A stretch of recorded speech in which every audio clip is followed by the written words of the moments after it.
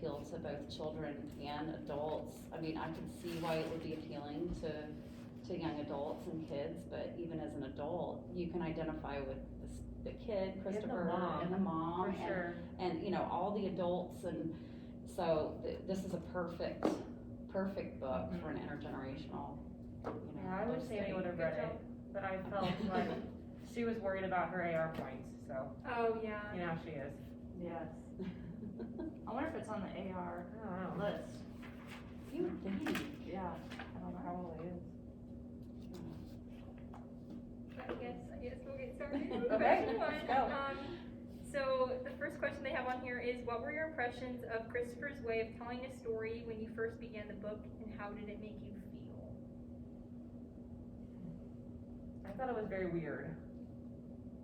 Like when I started, it took me a long time to get through like the first 10 pages, and I was like, oh my gosh, like, Yeah. just hard to, yeah, he was very meticulous, and it was just very weird to me. I've never read a book that was written this way. No. And I neither. found, when I started too, I'm like, oh no, I don't think I can do this, especially when That's it was how I felt not too. like, well, it's kind of, not like the question, there wasn't chapters, and then I see, well, kind of there are chapters. Yeah. But, his voice and his run-on, you know, The run-on, for yeah, sure. and I felt, as I continued to read, I was like, okay, I really get this character now. I really hear his voice, feel his voice, and know who he is by the style of writing. But it did kind of make me anxious. Yeah. I would say. Yeah, I agree, and I kind of wonder if that was intentional, you know, if that was, you know, that whole attention, because it was a little frustrating, because like he was like, I haven't read one like this before, and then after like the first, 9-10 pages, I had to go back, because it was after he was mentioning about his prime numbers and the chapters and stuff, and I'm like, I totally missed that, how did I not pay attention to that? And, you know, so it was a little interesting, but I instantly, once I got into it, it's like, oh, I love this kid. Yeah. And I've taught this kid, I've seen this kid, and it was interesting to be inside him and understanding his thoughts a little bit. I just thought the author did an amazing job. Did you guys feel like you wanted to read faster and faster and faster? Yes. I felt did. that too. Like Yeah. as the book went on. Yes. Yeah. Not Yes. like at the beginning. I was like, oh. Yeah. Right, but it was just, I don't know if it was all the run-ons or the. That's true. Or, you know what I mean? I Yeah. just felt like. You can just feel that his mind is going like 100 miles an Yes. hour, like you're wanting to read 100 Yes, miles an Is hour. that how you felt? Yeah, too? that's how I was reading. Yeah, me too. I liked the teacher too. Yes. Yeah. I liked her a lot. Yeah. Because I thought she did a really good job calming him down, keeping him calm. I think, Yes. more than anything. Yeah. And just the way she gave him some suggestions and corrected him and stuff, I thought she was probably the most calm and stable person In his life. in his life. Sure. Yeah, she was great. Absolutely. I just like the way he like referenced her Me too. just throughout, and it wasn't like it was a scene with her in it. It was just like she said this or he said this Yeah. or whatever. So, yeah, I really liked that. I do admit there were a couple of times when he was going in depth and explaining some of the math stuff. I skimmed over that. Oh, I could did not too. attend Me to too. that. Me too. Oh, I'm like, Like, Yeah, I think there was something in the appendix in the back, and it was like a solution to one of the things, and I was like, I'm glad that was not in the Right. chapters. I would not have read that. Yeah, I like look at the appendix and I'm like, yep, no. And after you mentioned the prime numbers as chapters, I remember opening to page 1 and seeing 2, and I thought I'd missed something, and so I went Yeah. back and I was like, is my book missing something? Right. And then I started reading. Yeah, that's interesting. Yeah. Okay, so how did this story help you understand people with autism differently? Really what's going on in their mind. Right. And just the constant, I would say, was a good reminder of their mind racing, I guess. That's how I felt. Yeah, and understanding that overstimulation of just the too much noise and too much, there's just that everything is compacting.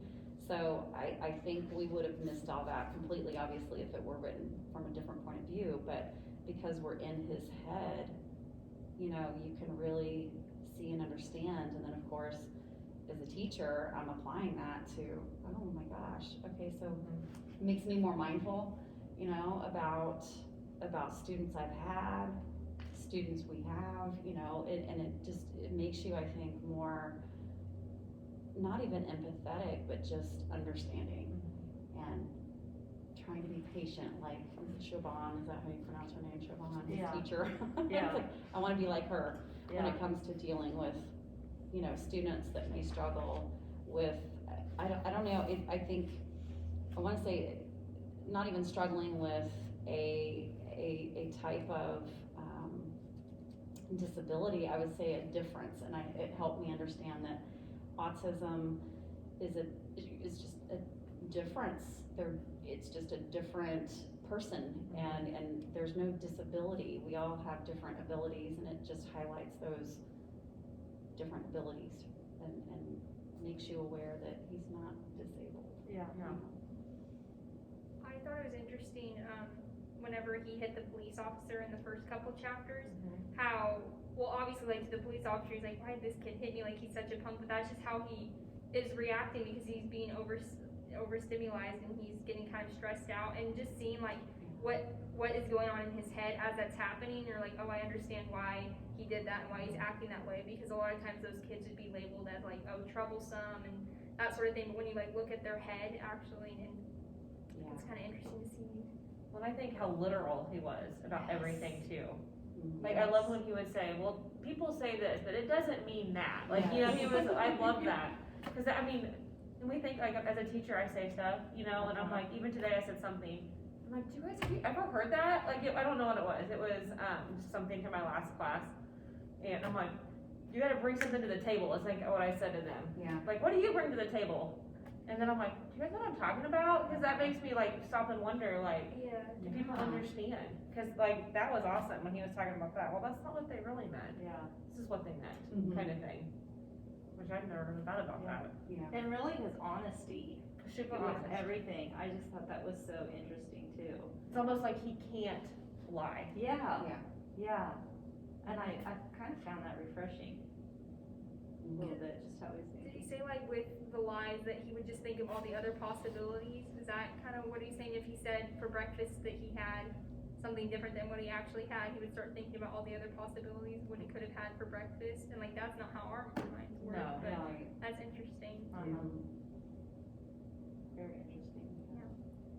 Okay, talk about the relationship between Christopher and his father. Do you think his father does a good job of relating to his son? I would say yes, as good as he could do. As a parent that, with a child that's super autistic, I mean, I thought he did a good job of parenting him as an autistic kid. Like the way that they talked about, I just want to touch him and I want to hug him, and I'm like, oh my gosh, that's so sad. They figured out how they could, like, relate to each other, and he would cook the food that he wanted because he wanted him to eat.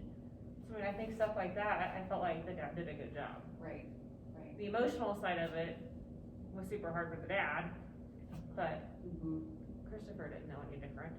Right. Well, and it bothered me once he discovered the letters, and then he realized, well, wait a minute, I don't lie, I'm not supposed to lie, and yet my dad has Yeah. lied. And that really bothered me, and yet I tried to put myself in the dad's shoes, and I thought, well, the dad had to find a way, because his son didn't understand emotion and whatever tensions that were happening with the, you know, he and his wife, and of course her leaving, and so he came up with a story that seemed logical to Christopher. And yet, as a parent, I'm thinking, how could you do that to your kid?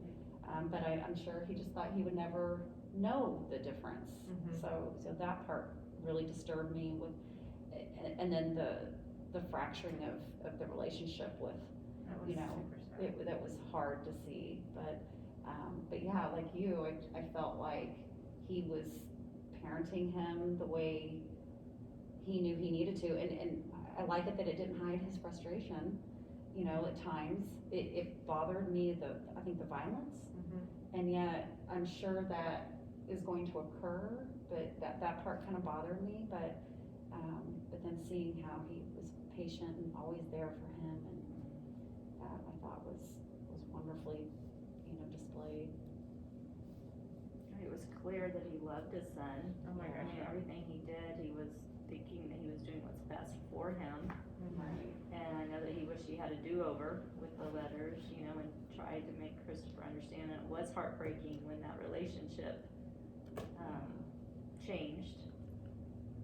Yeah, it's just, well, as not a parent, it's cool to see how, like, what goes through a parent's head, and, you know, everything that a parent does is what they think is best for their child, and so Christopher's dad, what he thought was best for Christopher, and, like, I have to keep that in mind when my parents are, like, maybe not hiding something from me, but they're like, oh, you can't do this. I have to remember that they're the people who have experienced that before. That's what they think is best for me. I probably should listen to them Right. too, or I just have to meet them with the understanding that they just love me that much and they want to do what's best for me. Were you sympathetic to his father's actions? Did you think they were unforgivable, or a combination of both? Explain your perspective. I think the only disturbing part for me was the killing of the dog. That part to me, it perplexed me. On the why, because you know, we all know when you take violence out on an animal, Sure, right. what else has happened, and then but with the letters, it was awful, and yet again I can understand why he was trying to give a logical answer. He couldn't logically explain to Christopher why his mom wasn't there, and I'm sure it was a spur of the moment, you know, let me come up with something, but the dog was the only part It that didn't really seem to go with disturbed the rest of his character. No. I mean, you know, I Yeah. know he did those other things, those, you know, the letters and Mhm. whatnot, and the lying, but the killing of the dog didn't seem to go with Yeah. his character. Well, I think I took it as he had reached his boiling point, Yeah. kind of thing. Yeah. When, like, that lady was super mean to him, and he just wanted her to help take care of Christopher, is kind of what I took from that. He really needed help, Yeah. and that was the lady that was helping, and she cracked on him too, like the mom Right. did, and I'm not saying it's right to kill the dog, Right. but I mean, you know, that's, Right. I feel like that's more where he was coming from, Right. just total frustration at that And two point. desperate spouses because of, you know, they had no control over what was happening, Right. and then, you know, the poor dog got Yeah. in the way, but I can see that, yeah. So to answer the question on forgivable, is that what it was? Yeah. I think his actions are forgivable because of where his heart was in the right place. I agree.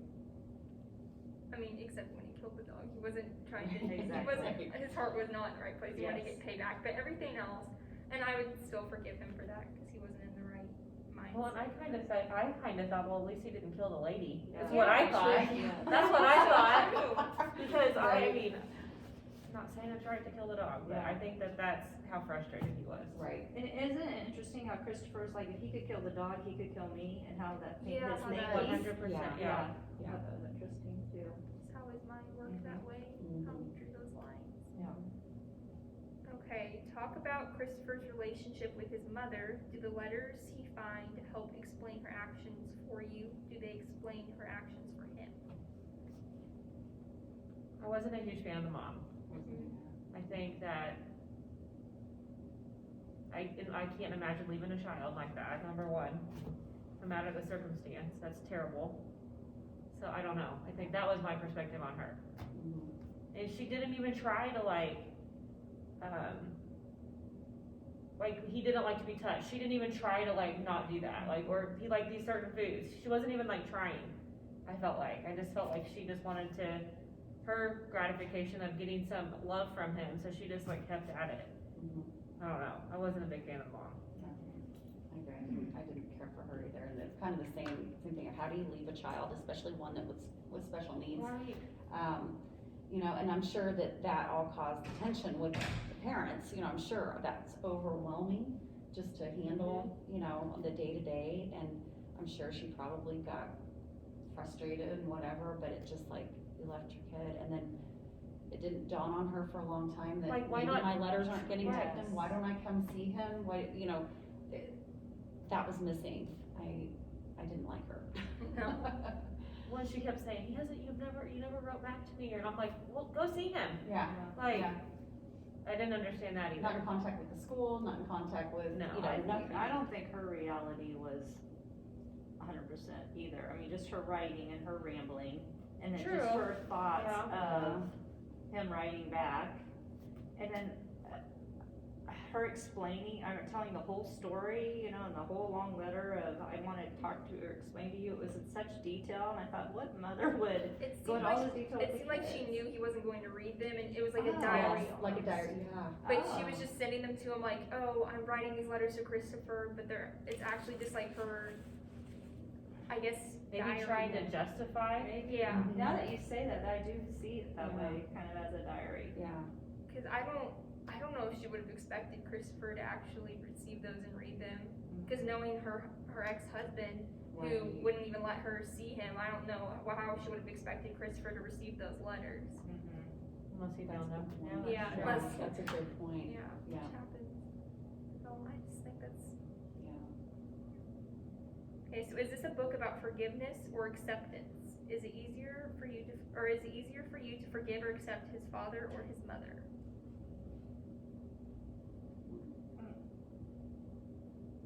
That's a tough question. I took the book was about acceptance, but not of the mom or dad. Yeah. I thought it was of accepting and understanding autism Mhm. and how their brains work. That's what I thought it was. Well, I might even expand on that too, of just accepting and it kind of highlighting all of our imperfections, you know, True. even those who And don't the have dads, autism. for sure. Yeah. Right. And just trying to be more empathetic of people in all their situations that they're in, you know, regardless of if you're like Christopher or if you're like the dad or the neighbor, even trying to be more aware of where everyone is, you know, at their places in their lives. But, I would agree, I would say acceptance. Because, like, we'll talk about the end later, that's one of the questions later, but even at the end, there's no really clear resolution to it, and there's no, I don't think any, like, true whole forgiveness either at the end, and I don't think, like, the book was about Christopher forgiving his parents or us forgiving his parents. I feel like, as you guys said, it was more about just accepting how everyone has their own imperfections. well, and especially how Christopher is, because and I think that was the hard part of seeing it through the only difficulty in seeing things through his eyes is because he doesn't really understand emotion. It's hard to see the parents except for what he just sees. Yeah. He can't read the emotion, he can't read the tone, you know, so that I think is the difficulty. So is he capable of the Forgiving. emotion of forgiveness? But acceptance, I think he can be there, but it's, you know, I don't know, that was kind of a big question mark with that is he True. capable of that? You know? Okay, why do you think it's easier for Christopher to trust his mother than his father? What does Christopher's reaction to his parents' actions reveal about Christopher's approach to relationships, and how would your reactions be different? When he was so accepting of his mom, I was like, no, this is how I felt, like. Well, I felt like he felt like she never did anything wrong to him Yes. because she left the dad, Uh-huh, not him. It's kind of what I took that as. uh-huh, And like what the dad did was to him. true. Right. You know what I mean? Like I feel like that maybe that's why he was so, like he thought he was going to her to like, I guess, I don't know, have this awesome relationship because he thought they had a good relationship. Mm-hmm. And though he thought the mom died. I mean, Yeah. you know? Yeah. I don't know, and maybe in some ways, yeah, he romanticized his mom, and I think, of course, then when he found out who killed the dog, and I think that plus the lying, Mm-hmm. I think he just felt like dad is I can't trust dad at all, when, you know, the irony is dad was probably one of the ones he could trust, you know, besides, you know, his teacher that. With his logical mind, he can only see really black and white, and so he could only see what his father had done, and couldn't really see the motives behind it and like the love behind it. Yeah. And with his mom, like he knew, as Miss Lane said, like he knew that she left, but he was like, she left my dad, not home me, but in her letters, it was more like I left your dad, not you. So that's a good point that you brought up there. Yeah, I agree. Any other thoughts? No, it's very interesting though. It's very thought-provoking book, I think. Simple story, but very thought-provoking. Yeah. Yeah. Yeah, as you said, I was like hitting my head, like Yeah. why did he, Yeah. did he go to his mom? Yeah. What did the illustrations add to the story? I don't think there were too many, but just, I think it His added how charts his and brain yeah. works. Like, that's kind of how his brain worked. Mm-hmm. For me, that was the big thing. I was reading this so quickly that I just honestly skipped over some of the illustrations. Yeah. But I like that they were in here because it, like Adrianne said, it did give you a picture of what was going on in his mind, especially on page 130, 131. Yeah, that's what I had been on. Yeah, when he is trying to figure out about his mom and the different options. Yeah. That stuck out to me quite a bit actually, about his reasoning, Right. crossing things off. I mean, and this is kind of like his journal, at the beginning, he's talking about how, his teacher told him that he should start writing like a book, and so he starts writing a book about what's happening now, so as you guys said, this is exactly what's going on in his brain, and I think almost every image starts with like this, and he draws it out, and so it just shows how his brain works and how he visualizes things, and like you said, Mom, I really like the one on 130, 131, where it was just talking about all his options, just kind of how he made that picture in his head. Right. Well, that's how he found his mom, was by visualizing the stuff. Right. Yeah. 'Cause he wasn't gonna find her any other way. Yeah. I liked how it kept like going back till he got into this safe area and visualized and watched and figured out what he needed to do. And said, he sat at the train station for 5 hours before he got on the train. Yes. Right. I mean, so that was just, he had to see it before he could. So intriguing. Yeah. How do you feel about Christopher's critical thinking process? What did it reveal about your own? I'm a more emotional thinker when it comes to making decisions. But I think for me, it just highlighted what a skill and a talent, being so observant. And I do like how he had emphasized, he notices things that most people don't notice, very much like Sherlock Holmes. And like, well, that is very true. Very simple things you just overlook and you don't attend to, and he does, but I think with the emotion removed from his decision making, it was kind of interesting to see that. I mean, like the way autistic brains are like that they work is very different from, how our brains work, and a lot of times society like disregards the way they think, and oh no, that's not good, that's not normal. But then we look at like Christopher, how he was able to, one, how he's so smart and really good at math, two, just how he's able to critically think. And then we go past that to like Temple Grandin and how she was like a genius and everyone kind of disregarded the way that she thought. And it's kind of makes you do a double take and think, oh, have I ever done this to someone? Have I ever tossed them aside as, oh, maybe they're not as smart because they don't think the way I do. So that's a real eye-opener there too. That's a good point. Absolutely. Okay, was the novel believable? Please explain. Sadly, yes. I thought so, for sure. Oh, but sadly, but yes. And I thought all the characters were believable. Yeah. I see a lot of people and myself really in every character. I just thought it was really interesting, very believable. I think it's sad to say that, even the dog being killed, all of it, I could totally believe, but I think Christopher was the most believable, of all of it, but. I thought so.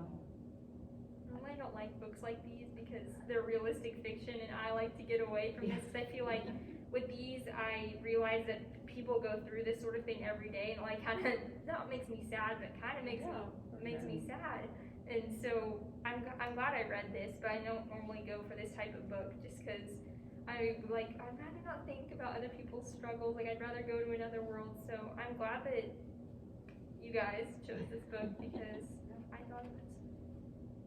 I think it's interesting that all the characters, their intent was good no matter what their decision was. Even like the neighbor talking to Christopher and explaining, oh, you don't know, oh no, what do I do? Okay, I'll tell you, but don't tell your dad. Right. And the dad killing the dog, I mean, that, not that his intent was good, but he was trying to get rid of a problem. The mom writing the letters, I mean, every decision they were making, no matter how skewed it was, they thought that they were making the best decision at the time. And yet other people are viewing those Yes. good intentions as Like, deceitful Yeah. or as, Yeah. another issue. So I think that also highlights something too, that we all have those good intentions. Yes. And yet Yeah. other people may not perceive them as good intentions. Right, And yeah. I think it would be interesting to talk to a parent of an autistic kid, just to kind of see if they think it's relatable or whatever. Yeah. Or I think that was kind of what I thought the whole time. I'm like, oh my gosh, like I don't have any idea, like, but In those letters that she wrote home, did she ever say anything bad about the dad, or was it always good? Because she always said, you know, your father's the one that was more patient I with think you. she's Right. always said good Wasn't she things. pretty positive with him? That's what I thought too. That might have played a role in Christopher trusting her more because his father, I mean, not that he was negative towards his mother, but he also just, with all the stress of raising Christopher, would, you know, lose his temper a lot of times. So I think Christopher, when reading those letters, was just seeing how, like, she seemed so loving and how she seemed like she, you know, wouldn't lose her temper, whereas he didn't like it when his father did that. So that's a good point, Mom. So this is the last question on here, and then after this, we can just kind of talk about whatever. But were you satisfied with the ending? Well, I mean, I don't know, I kind of thought that they should have all lived together, but then I know that would have been hard for the dad, because the mom had already left him. Right. I mean, I don't know, that's kind of what I thought in my brain. I I wasn't don't know. satisfied I don't with the think I was ending, but I satisfied. think it went with the theme of the book, of these unanswered questions or the disconnect always. So I'm not surprised it ended that way, but, I didn't like how it ended. But I will say I was wanted some more satisfied with how the closure. mom ended up acting. Like, she would reassure Christopher it was okay to see the dad, Right. and it was okay to talk to the dad, and like, that made me like the mom a little bit more. I'm not Right. saying I still like her, but like, Right. that made it help me, and I Right. think she was trying to help build that relationship back, Right. so Well, like, especially knowing that she's the one that caused for sure. everything, yeah, it's true. I think I liked, because this goes back to your point about the good intentions. I liked the intention of the dad getting the dog for Christopher, and yet I thought, are you just trying to sweeten him up, just try, you know, to try to lure him, you know, oh, look, I have a dog, you gotta stay with me in order to, you know, play with it. That kind of bothered me a little bit, and yet I also understand his intention for that, and how therapeutic having a dog, you know, would probably be for Christopher too, but, that was that, and plus, yeah, still the whole ending with the back and forth, and, you know, Christopher starts out being very settled, and then now he's expanding, but maybe that does connect again with how he's changed, because, I don't know, I would kind of consider this more of like a Bill Dunn's roman, or you know, a coming of age, because he does mature and change as he goes through the book, and so maybe that's his next step too, is I'm venturing out from this one place I know to two places I know. I don't know. Yeah, normally like my books tied with a nice little bow on top, but I think the way this ended is actually really realistic, because not everything in life ends with a nice little bow on top. And so this, I mean, we still get to see kind of how it quote unquote resolves, because we see that he's going back and forth between his mom and dad's. And I mean, am I personally satisfied with the ending? No, but but is it the most realistic for how someone's actual life would go? Yes. And I kind of appreciate that now that I think about it, because whenever I was reading over these questions, like, no, I wasn't satisfied with the ending. Now I'm going to voice that. And I'm like, well, actually, I think the author did a really good job of making it realistic and something that like we could learn from, because the more realistic something is, the more it's easier to discuss.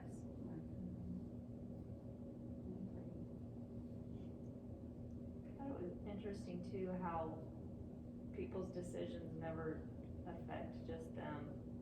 It was so obvious throughout the whole book. Yes. How one decision, bad decision, or good or bad, neutral, I don't know, leads to something else, that leads to something else, and how they all connect. Right. It's all a good reminder. And even just like his teacher, how he was remembering things that she said to him. So even with that is how the things we say, we never know For how sure. it's going to affect Yes. people too. Yes, So absolutely. that. That's a good point too.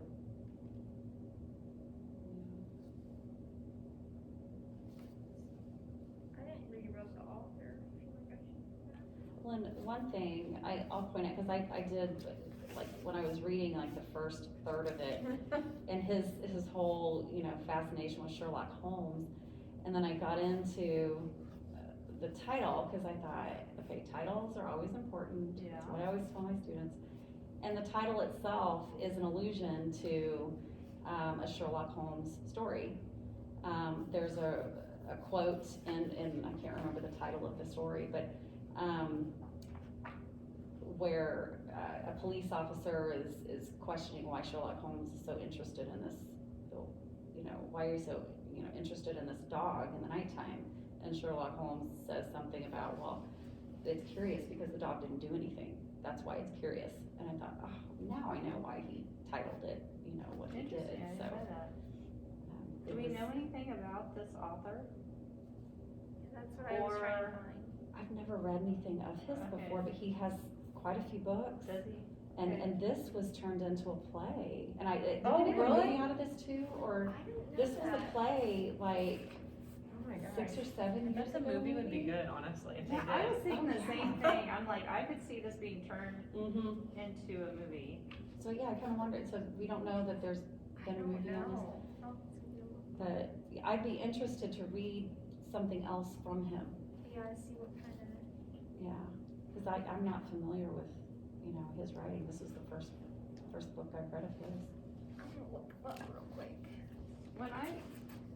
When he was on that train going to see his mom and that policeman came, I was did so anybody mad else about that whole think thing.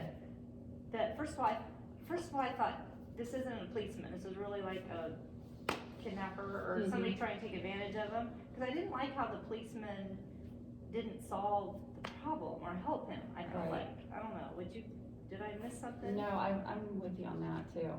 I was a little disappointed at how quickly some of the adults that he encountered were quick to just walk away. Yeah, Oh, yeah. And that's then, why I was like, is this really a policeman? yeah, and then again, I was thinking, well, would this be realistic? Not with a policeman Yeah. though, I wouldn't think, but I think with some people encountering someone that is acting in a way they're not familiar with, Uh-huh.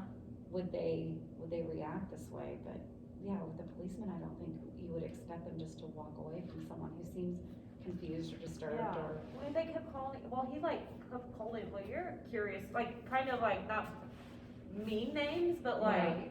he was he knew something was wrong with him. Right. Come on. So, and then I'm kind of wondering though, is it because it's told from Christopher's point of view, he's doesn't have that emotion or tone, True. Yes. that it's just what he said and not how he How said they it? said and- it. Yeah, but still they never followed through with Right. anything. They just let him go. Well, Yeah. that's maybe why I was so upset about the whole scene of getting to the moms, was because of the adults in it. I guess I'd never thought of, I was just maybe so mad that Yeah, he was going to his mom's and by himself, and nobody could find him and nobody could help him, but that maybe is why, Mhm. because no adult ever offered to help him. right. So I don't know, maybe that is why it made me so mad. Yeah. And how old is he? Did they ever say? I was I wondering think the it's same at thing. 15. 15. Was he 15? Yeah. Okay. Okay, so he's older than I was thinking. then. Yeah, I was thinking like 11 or. I was thinking 5th grader, 6th grader maybe. Well, they kept talking So about he was a that bigger kid. upper level maths. Yeah, it's math. That maths and how, I'm not familiar with how they, British schooling, but it just seemed to be kind of an upper level, and that was like a big deal for him to be doing that, because he was closer to taking college classes or Okay, so something. if he was that old and he's hiding But how in could the he hide? luggage That's what I just thought too. thing on the train, why would the adults not go, okay, this is strange? That's why I had him in my head as like I an did too. I had him adolescent. Yeah. as like 10, like Cam's age. Mhm. Yeah, I really did. I was thinking 11. Oh, that's interesting, I didn't think about that. Yeah, but I didn't catch his age. I didn't either. I don't remember where I said it, but I know it's somewhere in here. Yeah. I thought that was interesting, him hiding. Well, and I kind of thought a 10-year-old could walk through crowds easier than, you know what I mean? Like, Mhm. I don't know, that is weird. I think another thing that I thought was interesting, and maybe it is this way in European schools, is it didn't seem like the school he was going to was a school for just children with autism or, other types of, I don't wanna call it disorder, but other, where they weren't integrated with other schools or other children. At least from him describing other That's what I students at thought his too. school, it just seemed like he was at a school just for children with autism and other issues like that, and that bothered me a lot, as I was like, why, where are all the other kids? And it seemed almost shameful to have him there. If he were more of a high functioning autistic, child versus someone who's a little bit in a different area of the spectrum, that maybe you're nonverbal, or, they have different needs, and just, for someone as high functioning as he is, to be put with, or separated from other students, that bothered me.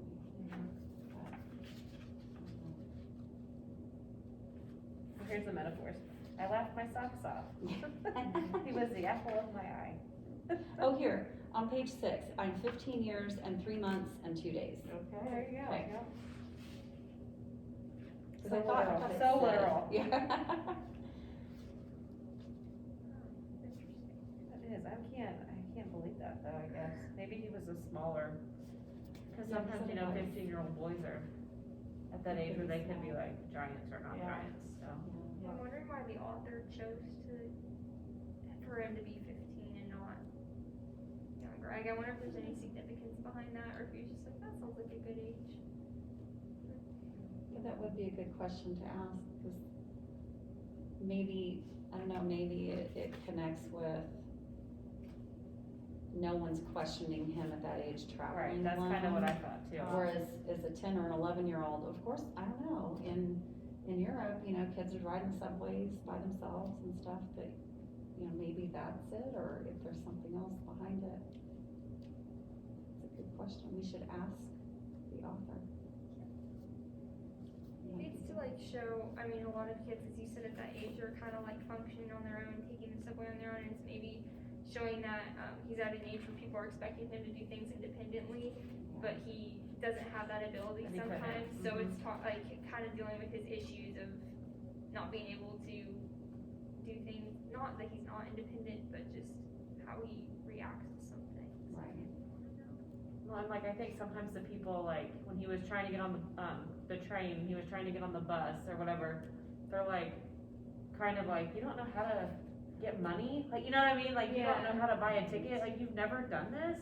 Yeah, you're right. I mean, and he's 15, so he Mhm. looks like, somebody that should know how to do that. Right. So yeah, I was kind of shocked how the people treated him, I guess, Yeah. in all that scene. Well, and then, I'm also thinking though, as parents, we shelter our kids quite a bit, and I'm thinking, are there things like that I haven't exposed my child to? Of, do you know how to go do this? Do you know how to go do that? Because when that was all happening, it was like, oh my gosh, I'm sure his parents never thought he would ever be in a situation where For he sure. would ever need to be. Right. And how, again, those good intentions of I'm protecting you, because I know these sounds disturb you, or the crowds bother you, but yet, am I shortchanging you from having certain experiences and learning how to cope? don't know, it just, there's so many good messages, you know, in it.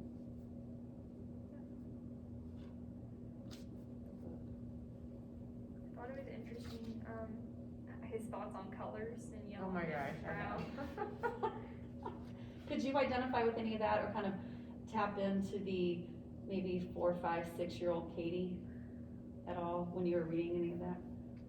Not really, but also, well, I could kind of tap into like a little bit of being logical, because when I was younger, I would kind of think of things more logically, and I always thought like extremely logically, and then I read this and I was like, I'm not as logical as I thought, because you know, here it's like very literal, so I don't know, that's interesting though. I think with the color thing, that's something that I probably did when I was 5 or 6. I know I Food hated the touching, color. yeah. Oh, that's still me now, food touching food. I understand you, Christopher. I read that and I was like, that is me. Yeah. Well, it cracked me up what he would eat, broccoli and beans and Milky Ways. Or what did he call Twizzlers? Twizzler sticks or something. It wasn't a Twizzler, but Licorice licorice wand. stick or licorice Yeah. something. I'm like, oh my gosh, that's hilarious. It was good. It stretched me and as a different type of book that I normally read. Mhm. I'm glad I read it. Thank you for inviting me to read it. Yes, thank you very This much. was Thank you so much for reading this. I really appreciate you guys joining this little club, because I was like kind of stressed about who to get, and I was like, I know Miss Lane will read it, I know Miss Lane will read it. So tried to get Mr. Beauvard, but he was maybe gonna do it, and then I emailed him a couple days ago, and their soccer game from quarantine got rescheduled to tonight. Oh So, shoot. yeah, that's just how it goes. Do you think Sammy would like it? No, Think of what she parts? would. I don't know. I think she would get really mad, like I did in some parts, about nobody helping the kid. Uh-huh. Mhm. 'Cause she's that age, you know, Yeah. she's 14, so Yeah. that's gonna be, I don't know. She will read a way different books than I read, so maybe she would like it. I'm just curious know. of what you think of, younger. I don't know if they would or not. I think it would help students and younger kids understand. Yeah. I really do. It opened my eyes a lot. I mean, for sure. Yeah. Absolutely. It makes them appreciate their mom maybe a little Yeah, absolutely. Just the way it was written in like first person point of view, where it was like his mind really made it easy to understand like what he was going through. Whereas if it were written from like a third person perspective, it probably wouldn't have been as impactful. Right. And the vocabulary wasn't too difficult at all. And of course, anything we don't understand, we have the appendix. That's right. That none of us want to look at. Yeah. It's just way too intense. True. But no, I've recommended this to a couple of students, and I'm so glad, because, I mean, I had read this, like 5, 6 years ago, maybe, and it was like, I don't remember it. I didn't, and so I was like, okay, I'm gonna read it again, and I'm really glad I did. So I've recommended it to a couple of my students, because That is you know, I could see that, I think some would definitely benefit, and I kept thinking of, would this be a book that I would use in a classroom? Uh-huh. It might be a good one. I don't know that it would tap into every single student, but, I think that there would be some neat activities that you could, do with it too, but, I definitely think that we should have our students read it. It's a good book. That's good. Thank you. Good job. Do you have any last thoughts or feelings? I do wanna read something else that he's Yeah, I written. think that would be interesting I think I too. saw a couple books when I googled his name that he had written. And it makes you curious if he has somebody in his life, you know what I mean, that is Yeah, autistic. because of how well he, yeah. If not, he had to do a lot of research. Mhm. A lot of work was put into this. Oh my book, gosh, so much work. Mhm. Yeah, Absolutely. like you said earlier, like how accurate it is. Just For talking sure, to yeah. someone Right. who relates to this. Well, that might be something too to ask Kirsten is, you know, have we had any parents of children with autism read this? I would be interested to know, you know, is this on Accurate. point and accurate, or is it a little far-fetched, you know? So what's next on the agenda for reading, do you know? Do they do this a lot? It's once a year. Oh, Once okay. a year, they've done, last year, it was same different kind as me. Same kind of difference. Same Oh. kind of different. Is that the one you gave me to read? Probably. Yes. Did you She read really that one? liked it. Oh my gosh, and I like cried. I know. Yes. I love that Oh book. my gosh, And then that they was did so Wonder. good. Where the lady died of cancer. Yes, Oh my gosh, yes. yeah. They did Tom Sawyer. Wonder. I don't Or was it know. Huckleberry? Wonder's so It was good. Tom Sawyer. I don't know, I just remember, that's all I can remember is the Wonder. Well, this is cool that they do this. I'll do it again next year for Yeah. sure. Yeah. Super fun. And I know, well, normally they don't do videos. Normally it's like they have a big Good old COVID. discussion all together. So that'll be fun if next year there's not. Yeah. Right. I did the book club, Intergenerational Book Club with, I don't remember what book, maybe it was that Same Kind. Yes. Yeah, different as me. And I enjoyed Oh my gosh, that book was talking so to, good. high schoolers about it. Well, it would even be neat to talk to like even an older generation than us Yeah. about that book, I feel like. Yeah, Yeah. we did. Oh We my did gosh, have that some book older was people. so good. I know. Alan's like, and- why are you reading that? I'm like outside like, ooh. I know. Did you see the movie then? There's a No, movie. oh my gosh, there's It no way I can doesn't, do it's that. different, of course the book's always better, Okay. but, I don't know, they have it at the library. Okay, we'll have to get it. I have a pitch, Writing on Bathroom Walls. It is a book, but I haven't read the book yet, but we saw the movie. Uh-huh. Oh my gosh, it is amazing, and you've got a kid who struggles with schizophrenia, Yeah. and the movie's amazing. We took the girls, and they wanted to go see it, and we're like, okay, amazing, so I thought the book has to be Yeah. great, Oh, but the movie was wonderful. What was it called again? Writing on Bathroom Walls, You guys saw it, yeah. yeah, because with that title, I'm like, You're like, Yeah. what is? yeah, because it was like, is this like a horror movie or something? Because I don't like those, but it was so good.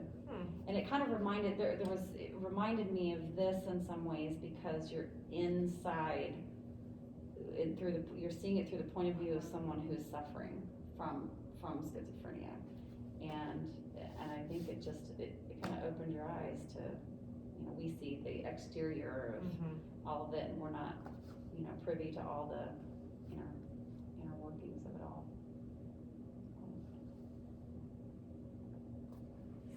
Good job, Katie. Thank you so Thank you much. so much. So can we pass the book on?